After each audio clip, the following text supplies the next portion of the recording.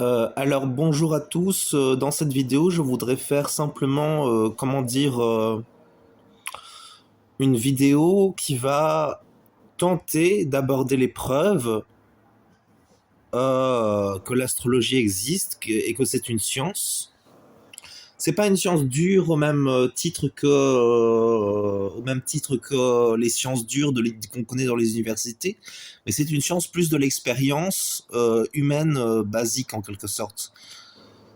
Donc c'est ça le but de cette vidéo, c'est donc d'apporter les preuves pour que tout le monde puisse le voir et le percevoir. Alors j'ai pas fait de recherche poussée, j'aurais dû clairement, mais j'avais pas la motivation, j'avais pas, et puis c'est pas mon modus operandi en général, j'arrive pas toujours à me motiver pour faire des recherches approfondies, faire des vidéos complètes. Donc c'est une vidéo que je vais faire un peu en improvisant, mais aussi en essayant d'essayer d'être complet, synthétique, bref, tout en disant ce qu'il faut dire pour démontrer les choses.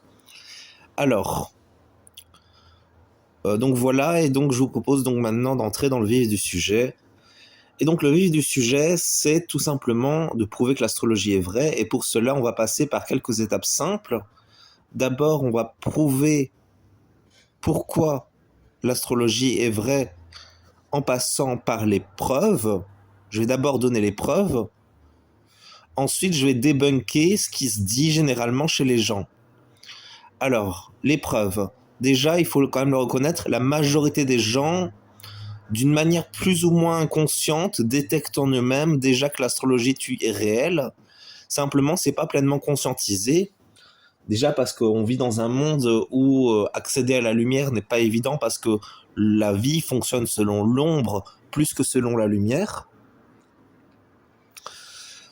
Ensuite, on a tous cette expérience quand on étudie un peu en détail le signe astrologique de quelqu'un qu'on connaît. Ah oui, ça sonne vrai, ça sonne juste, ça ressemble vraiment à la personne. Et ça, les gens vont dire que c'est l'effet Barnum, que c'est l'effet genre on peut tous se retrouver dans cette description. Alors c'est vrai, il y a de ça. Simplement, il faut aussi rappeler, et là c'est le côté qui est important à retenir, il faut rappeler que selon l'astrologie savante, on a tous les 12 énergies zodiacales dans notre thème astrologique. Autrement dit, on a tous les 12 signes du zodiaque en nous. C'est pour ça qu'on ne peut pas dire qu'on est seulement lion, qu'on est seulement cancer. C'est plus complexe que ça. Et si vous voulez en apprendre plus, il faut vraiment s'intéresser à ce que c'est que notre thème astral, comment il nous caractérise, comment il crée des influences en nous. C'est très intéressant et ça permet d'en apprendre plus sur soi et l'univers et sur les autres. Ensuite, qu'est-ce qu'on peut dire d'autre donc voilà, pour débunker cette idée qu'on serait qu'un signe et qu'on serait pas un autre signe.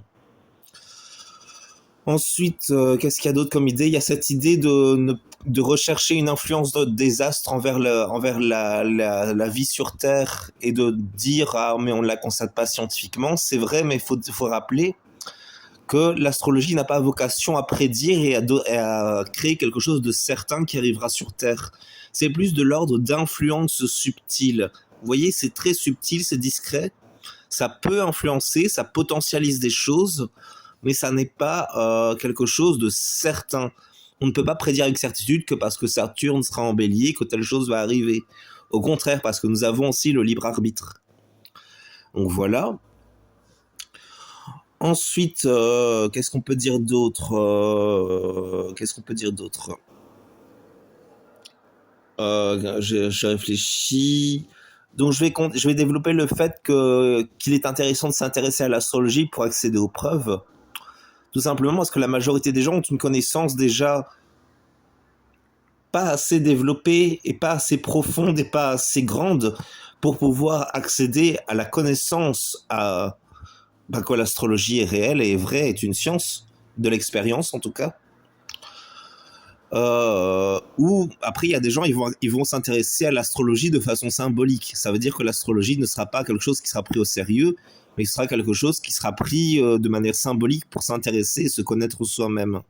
Ça peut être intéressant, mais le problème c'est que ça montre quand même la plupart du temps une incapacité à percevoir ce que sont vraiment les influences astrologiques. C'est intéressant de l'aborder ainsi symboliquement, mais vraiment, ça, c'est vraiment le premier pas vers l'astrologie, c'est souvent ça. Mais bon, faut quand même aller au-delà et s'intéresser vraiment aux réelles influences de l'astrologie. Donc, il est important d'étudier les rayons d'influence des signes astraux, les 12 signes astraux, les modes mutables, fixes, cardinaux, les relations entre les planètes, les éléments des planètes et les éléments des signes astrologiques, pardon, etc. Ensuite, qu'est-ce qu'on peut dire d'autre? Globalement, il faut méditer aussi. Il faut peser le pour, le contre de telle pensée, se dire est-ce que ceci est plutôt vrai ou est-ce que ceci... Essayer de faire une synthèse entre ce qui est vrai et ce qui vous a dirigé vers chaque pensée. Faire peser les choses, essayer de faire un processus de thèse, antithèse, synthèse pour arriver finalement à la conclusion de ce qui est vrai, juste et réel. Ensuite, donc oui, si vous arrivez déjà à faire ce processus-là, ce serait très bien parce que c'est vraiment le processus par lequel on accède à la connaissance de l'astrologie. La problématique étant aussi que l'astrologie est une connaissance et une expérience qui n'est accessible que à certaines personnes selon leur signe du zodiaque, justement. Globalement, c'est plutôt les personnes qui ont un signe solaire influencé par les rayons 4 et 5. Peut-être 2, mais c'est surtout les rayons 4 et 5. Donc, c'est les signes du Verseau, du Scorpion, du Sagittaire, du Taureau, dans une certaine mesure aussi du Lion. Ces signes-là ont une capacité à percevoir la réalité de l'astrologie. Les autres, ils peuvent, mais ça va être difficile et ça va vraiment passer par une répétition d'expérience. Qu'est-ce qu'on peut dire d'autre par rapport à tout ça? Y a simplement le fait que dans la pratique, on constate assez facilement comment se potentialisent les choses. Par exemple, je vais parler de moi parce que je me connais plutôt bien et donc j'ai une capacité à concevoir comment fonctionne l'astrologie. Alors, moi, je suis Taureau Soleil, ascendant Capricorne, Lune en Verseau, et tout ça se fait sur le thème tropical, parce qu'il y a l'astrologie sidérale et l'astrologie tropicale. Ce ne sont pas tout à fait les mêmes astrologies. Donc le principe, c'est vraiment de comprendre que donc on est rempli d'influences intérieures et extérieures. L'intérieur étant relié au ciel au moment de notre naissance, et extérieur, c'est le ciel au moment présent. Et les autres êtres humains aussi, bien sûr. Et les animaux, la nature, les rayons divins, les anges, tout cela. Dieu aussi, bien sûr, oui. Et donc, oui, c'est là qu'on se constate que l'astrologie, c'est très complexe et ça peut pas être résumé facilement comme le disent les scientifiques quand ils veulent débunker. Il faut rappeler quand même que c'est toujours les mêmes arguments qui traînent, qu'on répète l'effet Barnum, c'est pas prouvé scientifiquement. Le problème, c'est que déjà rien n'est prouvé scientifiquement parce que de base, la science, c'est le principe de douter dans la science. Donc on peut pas accéder à la connaissance dans la science. Donc déjà là, on part d'un mauvais pas parce que on parle de personnes qui seraient capables de dire on parle de personnes qui seraient capables de dire quand on leur montre un stylo, qui seraient capables de dire il n'y a pas de stylo devant moi parce qu'il faut douter. Donc déjà de base, on parle de personnes qui n'ont pas une expérience solide de la réalité. Donc bon, faut quand même le conscientiser, ça, il faut quand même le dire. Normalement, c'est ça l'esprit scientifique, c'est ça. Hein. Donc c'est douter de la réalité. Par principe de douter, qui peut être vertueux, mais le problème, c'est qu'il y a des situations où ça peut ne pas être vertueux, et typiquement, dans le cas de l'astrologie, ça consiste à nier les influences astrologiques.